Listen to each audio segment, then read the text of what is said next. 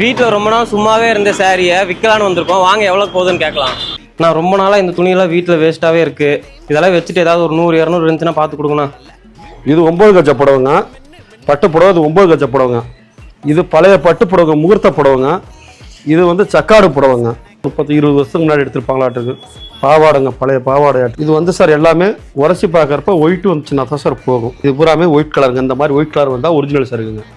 Red colour வந்தால் போகாதுங்க. White colour வந்தால் original சருகுங்க. இதெல்லாம் எவ்வளோக்குண்ணா போகும்?